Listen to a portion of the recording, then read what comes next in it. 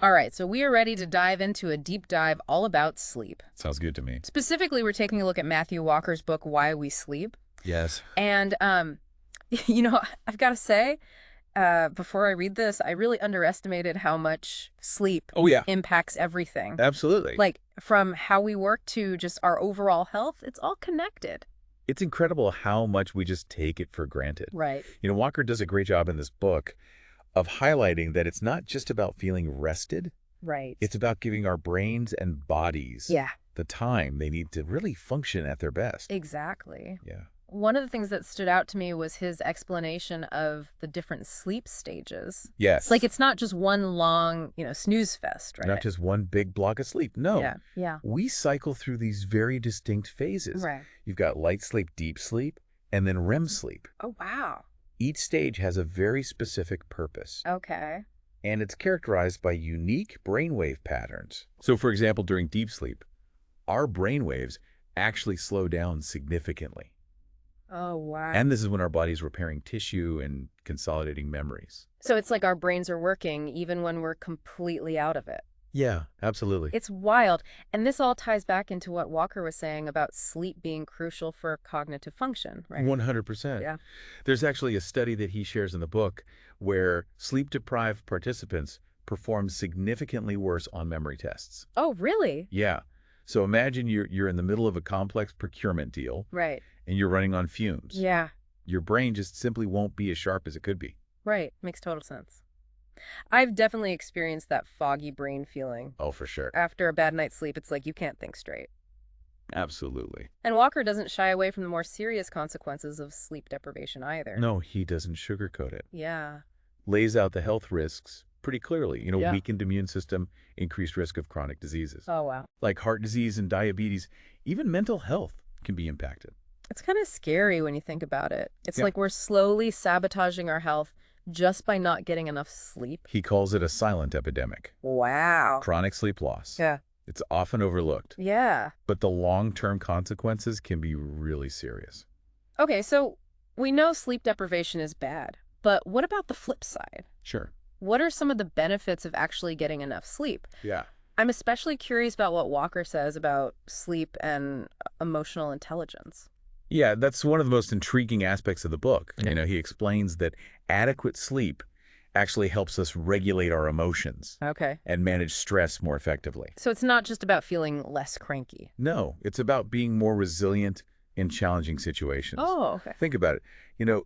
If you're well rested, you're less likely to overreact to a stressful situation, Yeah. whether it's a sudden supply chain disruption Right. or a very demanding marketing campaign. Yeah, that's a good point. Your ability to stay calm and focused, to think clearly, to make those rational decisions, it's all enhanced by getting enough sleep.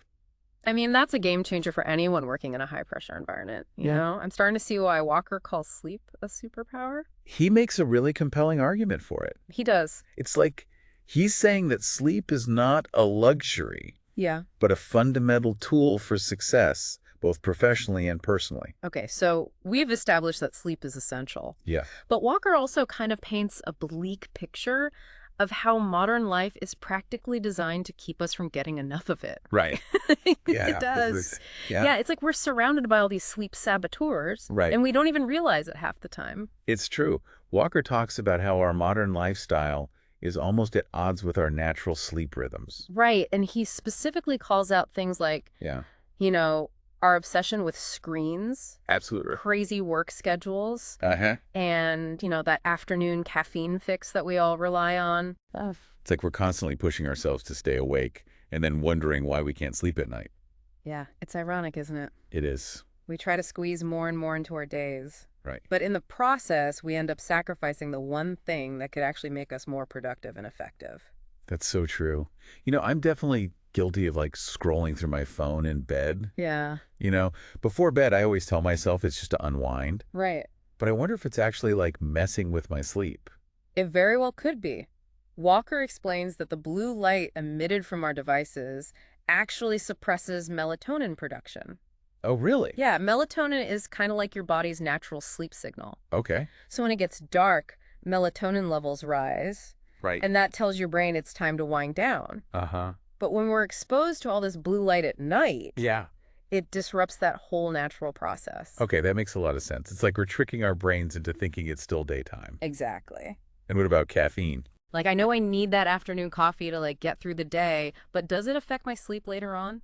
Caffeine is a stimulant, so it can definitely interfere with your sleep, Okay. especially if you're consuming it too close to bedtime. Oh, okay.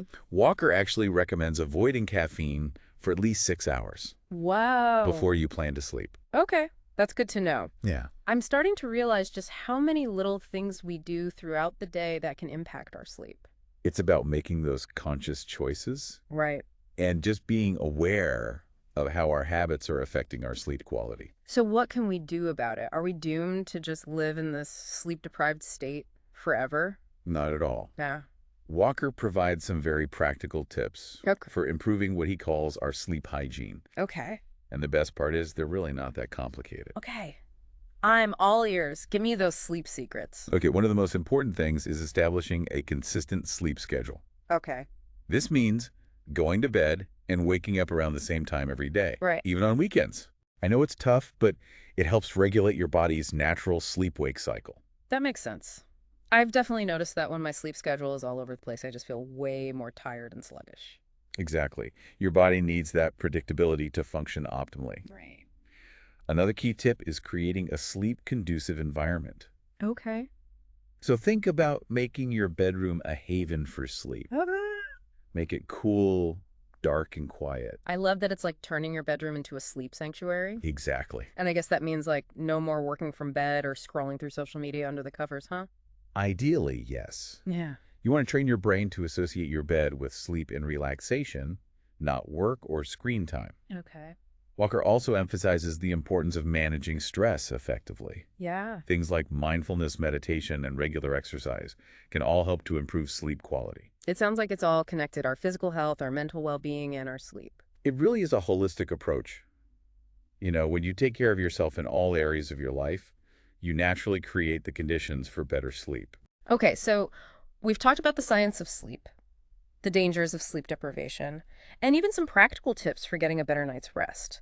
But I'm curious to connect all of this back to like the professional world. Sure. How does prioritizing sleep actually translate into tangible benefits? Yeah. For those of us in, those demanding fields that we've been talking about, Right. I can see how getting enough sleep would make me a better worker, but how would that like actually play out? Yeah. Can we get specific? Yeah. What would that look like for someone in procurement, for example? Okay, so think of a procurement professional who's in the middle of a really tough negotiation. Okay. If they're well rested, they can really analyze all those details of the deal, Right. stay focused on their goals, and even anticipate, the other side's tactics. Uh-huh. But sleep deprivation, on the other hand, could lead to some pretty costly mistakes. Oh, for sure. Yeah. It's like you're going in at a disadvantage. Exactly. You haven't slept well. Yeah. What about for someone in a field like supply chain management? Right. I mean, those folks are always dealing with like deadlines and unexpected issues. Absolutely. A well-rested supply chain manager is Yeah. going to be much better equipped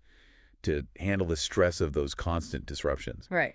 and make those quick, informed decisions. Got it. They'll be more likely to stay calm under pressure Uh-huh. and keep those supply chains running smoothly. So it's not just about avoiding burnout. It's about having the mental clarity and stamina Yes. to tackle whatever comes your way. And what about a field like marketing? How does sleep impact creativity and innovation? Well, Walker argues that sleep is absolutely essential for creative thinking.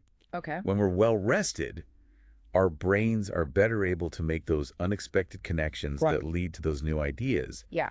But a sleep-deprived marketing team is less likely to come up with those groundbreaking campaigns.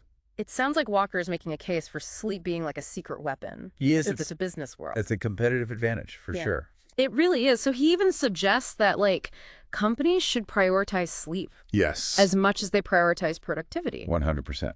Wow.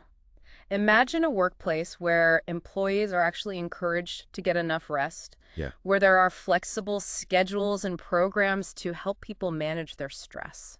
That would be great. It would. That Yeah. sounds like a dream, a company that actually cares about its employees' well-being. It's about recognizing that, Yeah. investing in employee well-being, including their sleep, Right. ultimately leads to better Makes performance sense. at a more successful company. This has been a fascinating deep dive. I feel like we've learned so much about the science of sleep, the dangers of sleep deprivation, Yes. even some really practical tips for getting a better night's rest. Absolutely. As we wrap up, what is like the one key message, Oh, it's a good question. yeah, that you want our listeners to take away from why we sleep? Sleep is not a luxury, it's a necessity. Okay. It's crucial for our health, our performance, our overall well-being. And knowing that what's one small change you, dear listener, Yeah. can make today to prioritize getting a better night's sleep. Could you put away your phone an hour before bed? Maybe establish a relaxing bedtime routine. Start small, stay consistent. You'll be amazed at the difference it makes. Until next time, sleep well and keep those minds sharp.